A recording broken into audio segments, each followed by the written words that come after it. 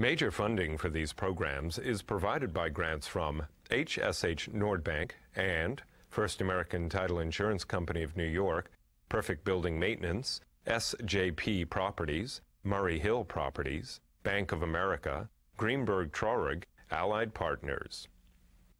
Additional funding is provided by grants from Arbor Realty Trust and Terry's Investment Partners, Athena Group, BRT Realty Trust, Burden LLP, CB Richard Ellis, City Habitats, City Investment Fund, Cushman and Wakefield, Eastern Consolidated, Essex Capital Partners, Herbert J. Sims and Company, Herrick Feinstein LLP, Helmsley Spear, Jackson Development Group, James D. Kuhn Real Estate Institute at Syracuse University, Kilroy Metal Products, Massey Knackle Realty Services, M&T Bank, Madison Realty Capital, Marcus and MILLICHAP, Meriden Capital Group, McSam Hotel Group, Newmark Knight Frank, Moynihan Organization, MUSS Development, PALIN Enterprises, Rosenthal and Rosenthal, Signature Bank, Sidney Fettner Associates, Sheldrake Organization, Stonehenge Partners, STUDLEY, Triangle Services, WITKOFF Group, Extreme Contracting and Deconstruction.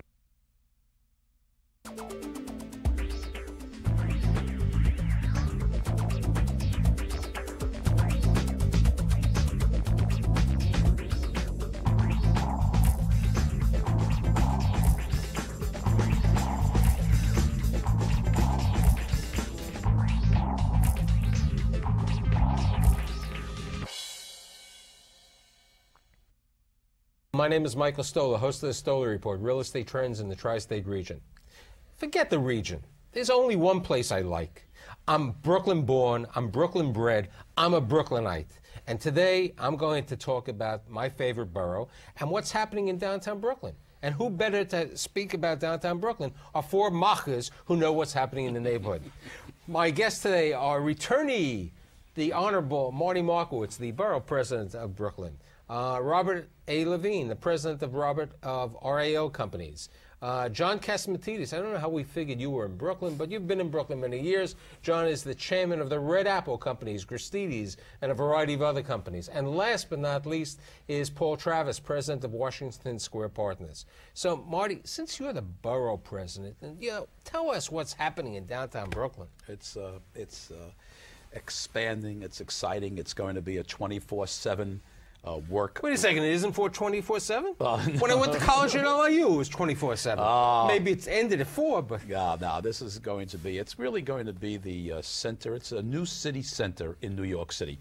And I look at the centers, downtown Manhattan, midtown Manhattan, and downtown Brooklyn. But I believe increasingly Midtown Manhattan will continue to thrive, of course, and downtown Manhattan will thrive, but there'll be a greater synergy between downtown Manhattan and downtown Brooklyn. And increasingly, the residents of downtown Manhattan will be coming to downtown Brooklyn for shopping, for leisure, for entertainment. So when you add in the hotel boom that we're experiencing downtown, what will surely be some of the most exciting retail stores in the city downtown, when you throw in the fact that our colleges are growing. There's 7 institutions in downtown Brooklyn. Even NYU wants in, Polytechnic University, even they want in. And then you add some of the new residential buildings and commercial buildings and the BAM Cultural Center and the Nets Arena, Barclays Center in a few years, you know that you got I can't imagine why any company would consider going to Jersey City or Hoboken when they got downtown Brooklyn right there to establish their business or grow it. And that's what the future offers. You know that you have this fantastic One Brooklyn Bridge Park. You have people who, I mean, Elizabeth Stribling, I mean, who would ever think Elizabeth Stribling would move to One Brooklyn Bridge Park or 360 Furman Street? Tell us about One Brooklyn Bridge Park. Well, you know, when we look at properties, you look for certain intrinsic values or characteristics that establish something as being great. And as a real estate developer, you look at, you know, views being one.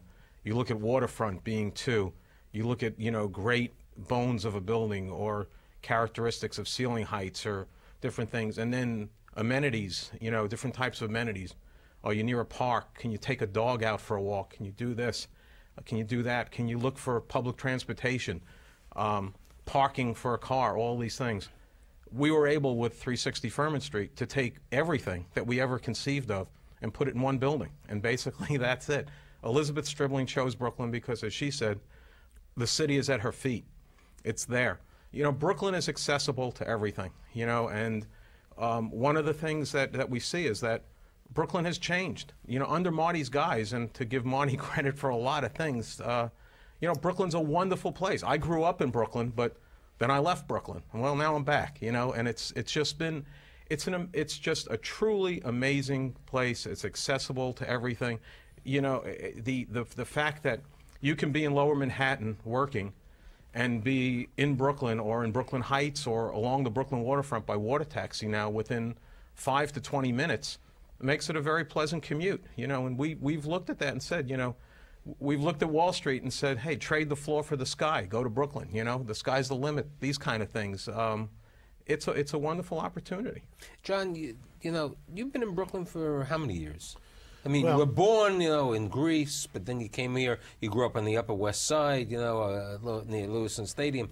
But you've been in Brooklyn how many years? Both in the supermarket business, Brooklyn Tech. I went to Brooklyn Tech. In downtown Brooklyn. That was a great experience, and I remember Brooklyn from those days, and Brooklyn was a tough place back in the 60s.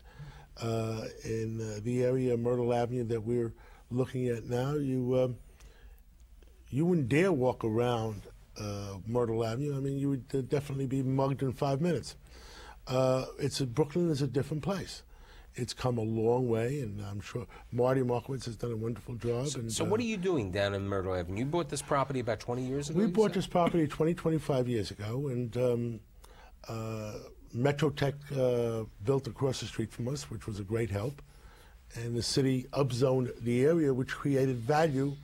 And when the city upzones areas, and it creates incentive for developers to build something. Without upzoning, there's no incentive. So what are you building?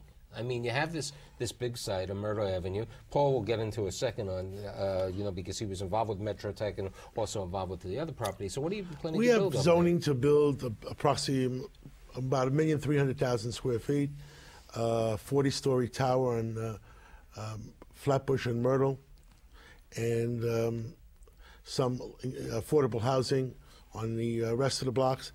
And we were full steam ahead until this recession sort of hit. And we're in a recession? Well, recession or setback or whatever you want to call it. We're just proceeding with caution.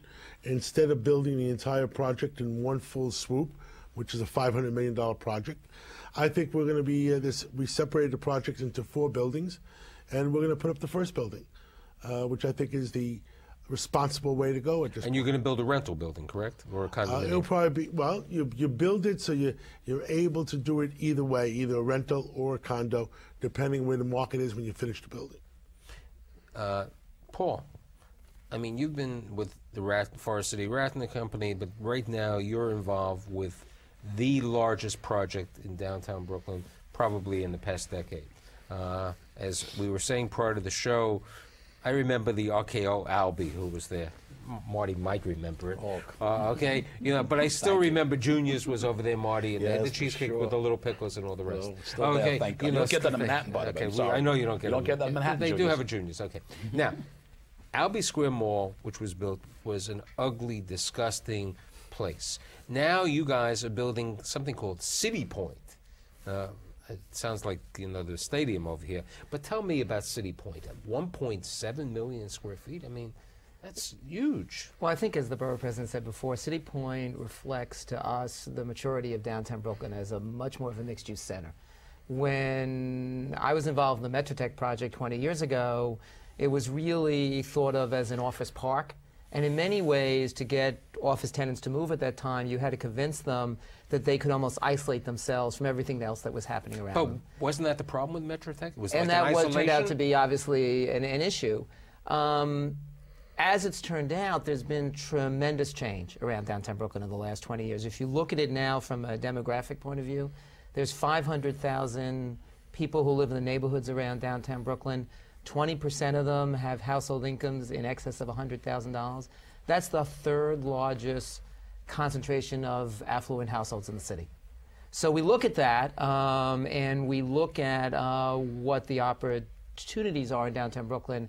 And the old Albee Square Mall was the largest site that we could acquire where we could do the concentration of retailing that we thought downtown Brooklyn was ready for. And it was our belief 2 years ago that downtown Brooklyn was really ready for the great range of national and more upscale retailers who, honestly, 20 years ago would have closed the door if we had tried to talk to them about downtown Brooklyn. And so Albee, we thought, was really the 100% location, even if it wasn't the 100% building. And we thought if we tore it down and started over, we could create something that would be a tremendous focus for downtown Brooklyn. I must tell you, Michael, if I can, when I was a boy, shopping Fulton Street was the most exciting experience. And it was, my family, my mom and I, we were on the lower end economics, but it also attracted many of affluence because they had some real star stores. Look, I remember people would go to A&S. I mean, A&S was the upper, but everybody went to Fulton Street. Fulton Street was the 14th Street. You know, it was the Brooklyn 14th Street, and you had all this, and people wanted to be in downtown Brooklyn. I mean, it was. I must tell you that we do get some criticism, you know, from the people that want to stop the arena or development. There are folks, and they use MetroTech as an example, but you have to look at through the eyes of the folks that built it, Forest City Radit, back when they built it, and what the crime rates were, and why they wanted to create an environment that businesses felt would safeguard them. But in the same situation, Marty, yeah. Long Island City, when Citibank built in Long Island City, they did the same thing. They built a building where the stores were within the facility because people didn't want to be over there. The bottom line is that MetroTech showed for its time that, in fact, it has become a wonderful addition to Brooklyn, and it encouraged and opened the door for businesses to think about Brooklyn as an alternative and retail to some degree. And today, to the credit of Bruce Ratner and Forest City Ratner, in my opinion, now one of the highest priorities for the Forest City Ratner people is design, architecture, star architects. Really. So, I mean, it's a credit, but it's also based upon what Brooklyn is today. Certainly the Atlantic Mall, the first mall, you can't say it's an attractive mall. We all know it's not, but when it was built, I and almost all the other elected officials were celebrating, my God, somebody is investing something in the area. Now, in 2008, you know, now it's a whole different story. Thank God. Thank God that we have that. And so these good folks here are really making it possible. I mean, look. 5 years ago, 6 years ago, 8 years ago, nobody would have wanted to move to 360 Furman Street. You know, they looked at this as a building. You know, it was the Jehovah's Witness building. It was a different. Well, they didn't have the vision. No, they didn't have the vision. Right. Well, that's what I'm saying. It's a different vision. Well, the park now is the key, and you know, to have an 85-acre park at your doorstep, literally, is really the thing. And it took 20 years to get that park to happen, and not without opposition as well as Marty knows. And there still is opposition in some ways because the park has to be self-sustaining, and you know we really stepped up in that case. And you know, if the details of our partnership are have not been really discussed in great length, but we made a proposal that really made this thing happen. The state and the park, well, Brooklyn Bridge Park Development Corporation, will actually share in some of our revenue as we achieve certain sales dollars. So it's to everyone's advantage to achieve those dollars. And the way we're going now, the park will truly benefit. But you know what's happening with the evolution of downtown Brooklyn. I mean, look, John was talking when he was a kid and he went to Brooklyn Tech. That was a different neighborhood. Myrtle Avenue was a totally different neighborhood. Albee Square Mall was a different neighborhood. You know, this is the evolution. But to service, I mean, let's look at it partially. You're going to have this luxury condominium with a park, with water views, and you're also going to have retail over there. Correct. John's going to have, in his facility, you know, when all 4 buildings are built, he's going to have a number of apartments, both rental, condominiums, and affordable housing, which is a big situation that we need. Paul, in his facility, which he didn't totally describe, is 500,000 square feet of retail, 325,000 square feet of office, and another 1 million square feet of residential. I mean, this is major, and these people need this. People want to go over there. And, you know, that's the great part of it. So let's talk a little bit about the retail that you're doing over there and the retail that you're planning to do. And, then what Marty is seeing in retail happening with these major developers. Well, we've got approximately 90,000 square feet of retail in our property. It's actually, it's been designed to accommodate, and we're currently discussing, we're presently speaking to 2 supermarkets, and they're not huge supermarkets. You know, we're talking about 30 to 35,000 square foot markets, which is really a neighborhood neighborhood supermarket. But wouldn't that really be one of the largest in downtown Brooklyn? Yes, 30,000 feet is a substantial supermarket. And you know, and we've got a variety. That's the way it's programmed. If it ends up being a boutique, more or less a boutique market, which scales back a bit, but the way it's designed, it really also has a leg that kind of comes out and would have a cafe or something that's associated with the market that accesses the park as well. And then along the park itself, we have retail along that entire frontage that affords all the services. Now, what to the type park. of retail do you? Is it going to be restaurants? Is it going to be clothing? We have at least 2 restaurants that will be on the 2 ends. You know, of course, there'll be a coffee shop. You know, if we'd like to speak to, you know, bicycle store. We'd like to speak to, you know, things of that nature. But we've got a kind of a list that we established in working with the Brooklyn Bridge Park Development Corporation of the people we'd like to see. We would also like to see current Brooklyn retailers, and the first opportunities are kind of being addressed to those people. So we're talking to those people that are on Smith Street and here and there, and especially, you know, under the direction now of the new president of Brooklyn Bridge Park Development Corporation, Regina Meyer.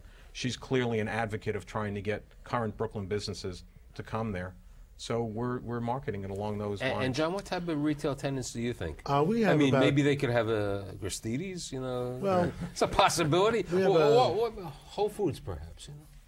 250 to 270,000 square feet, and I believe that the neighborhood needs essential services.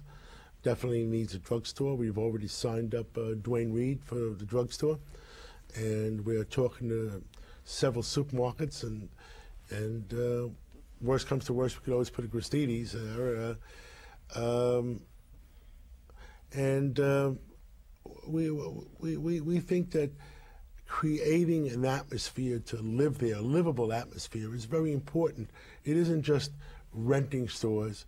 The people above it that live there have to have some place to shop and some place to walk to and some place to feel like it's a neighborhood, like it's a community. And you have to create that to make the project successful and to make downtown Brooklyn successful. And Paul, what type of retail in 500,000 square feet do you think you're going to have? I think, you know, we'll clearly have a major national anchor. We'll have some mid-size national tenants. I think we'll get some of the upscale tenants who are looking at downtown Brooklyn very seriously now. I think they're going to go all over downtown Brooklyn. Do you think, because Marty I know is a big advocate, and so am I, you think we'll see an Apple store? I mean, absolutely. You know, Apple has opened up 14th Street. The Apple's doing great. I had Paul Pariser on my show recently, you know, the Apple at the GM building. I mean, downtown Brooklyn, they'll do better. They'll do better. They'll do better in Brooklyn. There's more, you know, the latest census was there's more creative professionals in downtown Brooklyn than there are in Manhattan. They're the Apple client. So you know, we're going to get an Apple store. We're going to get a Crate & Barrel. We're going to get all the stores that you see in the rest of the city, and they're going to be in downtown Brooklyn. I think we're also going to get a good base of restaurants, which is really important because I think if you go to Smith Street at night, you go to 7th Avenue or 5th Avenue at night, they're very busy streets. I think those people would love to be in downtown Brooklyn. With the exception of Juniors, really doesn't have that much. Well, you have in downtown Brooklyn. You have, and I mean, you go down to Brooklyn Heights. Brooklyn Heights, and certainly Fort Greene is bursting with restaurants, just bursting with restaurants, and Atlantic Avenue will once the project is going, and. So, but I do agree that where you're referring to, yes. And isn't J.C. Penney's opening up at the former Conway facility on Fulton Street, I believe? So I hear all sorts of things, but I must tell you that I still hold dreams for a Nordstrom's. Nordstrom's rack, if we can't get a Nordstrom's. And Nordstrom's has been looking in New York City for a long time to open a store. They have no store here, as you know. And I think they still would like to see their major store, their flagship in Manhattan. But we're doing our best to try to convince them that Brooklyn should be the flag. So your project would be absolutely ideal for them. I agree. And for you, Bob, I got to tell you, the Gourmet Warehouse, Union Market, Amish Market, those kind of markets are absolutely perfect for your location. And the good news where you are, John, is that the crime rates have gone down dramatically, as you know. Seriously, it's wonderful now. And the mix of folks, the people in public housing are working very, very hard there to try to improve the quality of life for themselves. And that's why whatever we build, we have to try to maximize affordability.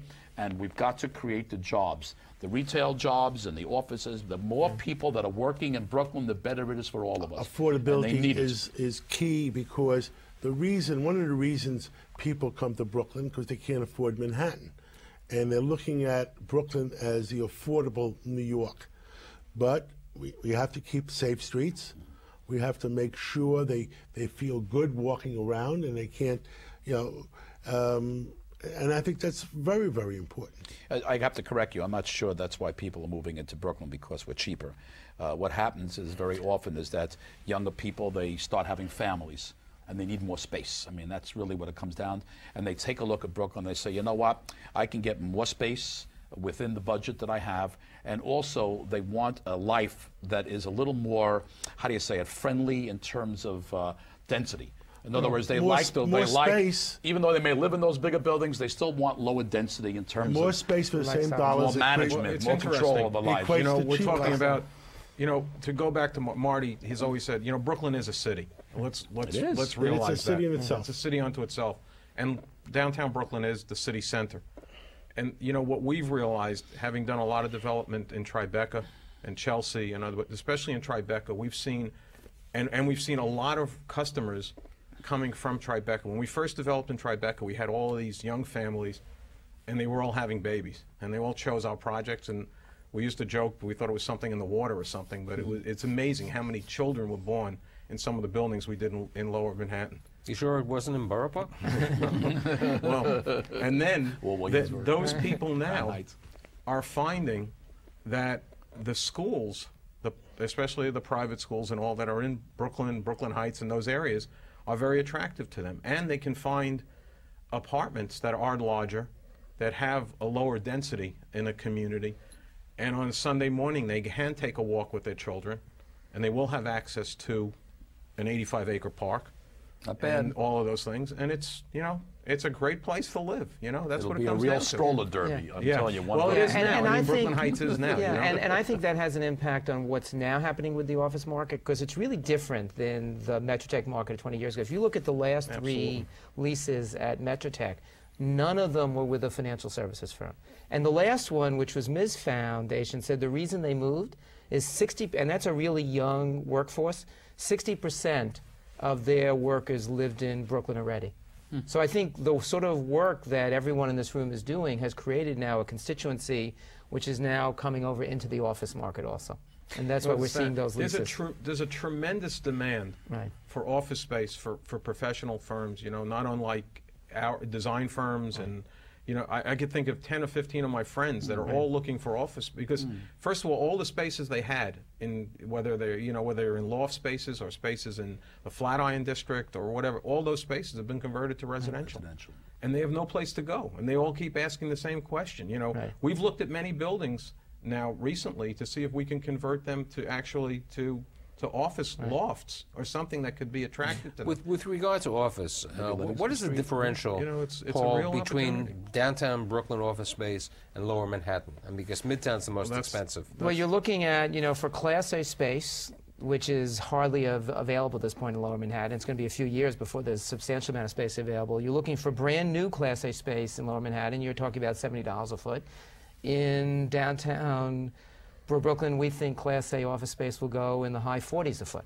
That's a very significant difference. Is that excluding the REAP benefits? That's the before the relocation? benefits. So after the benefits, you're probably talking about net rents in the 20s. Which I think is a tremendous which is a great incentive. advantage. I mean, you know, a Right. company, when you're talking about a rent of $28 or $30, and compared to even into Midtown, it's 78. I was at 11 Times Square with Steve Pizicki today, a magnificent new building that he's going to be building over there. He's going to be at $100 a foot. Right. No REAP benefits, nothing else. I mean, you're coming here to a brand new building, great transportation in downtown Brooklyn. Excellent. You know, but I think what has happened, I mean, John, you had one small supermarket there, right? On Myrtle Avenue over the years? There was a supermarket there. It wasn't ours, but it was. But it was I a mean, supermarket. what downtown Brooklyn has been lacking, which will no longer be lacking, is the 24/7 type of stores and the community. I mean, I think that's the important thing. I mean, you're going to have 960 apartments. Right. I mean, these people, there's no supermarket on Fulton Street. Correct. I mean, right now they can go to Trader Joe's, which will be on Atlantic Court Avenue. and Atlantic. Yeah. Court and Atlantic Avenue. terrific. Or Fairway. Or Fairway, Or the you know. Pathmark and the Gowanus Right. area. But that's not there. I mean, you know, people want to be there. You know, everybody jokes about Fresh Direct, and John and I. They may not be in business over here later on. You know, you have this situation. But in your property, are you going to also have a separate entrance for the residential and all the other? It's very much a mixed-use building. We have a retail entrance on Gold Street, which we think will become an extension of Fulton Street. Residential entrance on Willoughby Street, which will be close to the other new residential buildings going up along Flatbush Avenue. And then an office entrance on the new park, which we haven't talked about. The city's building a new 1-acre park across from Chase, across from our new office building. So we think that's going to be a major with center parking. with 700 car parking underground. So Now, are you going to have parking in your facility? Or we are will they gonna have be parking probably for about 200 to 300 cars. And how high is this building? This is going to be the highest building in Brooklyn? I would guess so. Yes? No? Yes, I think Okay. so. I think so. We never know who else is planning to build in downtown Brooklyn. So We know hard that. to answer, but as of now, I mean, yes. with a combination of Arcadia, PA Associates, Washington Square Partners, okay, I can't forget Rose Associates and McFarland. You have enough people who have the attitude to do this. I mean, and this is what's happening. And where appropriate, it's okay. In other words, in many of our neighborhoods in Brooklyn, I bitterly oppose the construction of out of context. I mean, look, this is but not there out are of context. areas This is where it's appropriate to grow, where it's appropriate. We did have one disappointment, of course. We lost in the Williamsburg Savings Bank building more than a year ago. We lost the possibility of Borders, the very first Borders bookstore. We thought it would have been perfect in the banking hall. bank part of it. You know? I mean, And you know, unfortunately, so we're hoping that some great retailer out there will look at the Williamsburg building. It could it'll be always a great Brooklyn's- Apple store also. It is certainly, no matter what they build today, there can never be another Williamsburg building. There can never be. It's a very special building in It's a Brooklyn. special building. Very special. But so, what do you see? You know, we briefly discussed it, and we only have about 30 seconds. Hospitality. How many hotels do you see coming into downtown Brooklyn, Marty? Well, we have, at last count, I think we're at 10. We're at 10. I mean, that we have that on various stages of development right now, and it's exciting. We needed it. We needed it. Guess what? They're doing okay. Hotel Le Bleu with the shower in the bedroom is doing fantastic. They're doing fantastic. It's unbelievable. So You know, this we when had friends this past weekend. Someone called me and they wanted to come into New York, and they couldn't get a room for less than $1,000 in Manhattan for the weekend. And Okay, they you said, The Marriott's doing great. We love it. Thank you, Josh Mutz. Thank you. Josh did a great job. And Howie Gold. Okay, I'd like to thank my cheerleaders for downtown Brooklyn. My favorite borough. Sorry, I'm a little biased, but I'd like to thank Marty Markowitz, Robert Levine, John Catsimatidis, Paul Travis for being here. See you next week.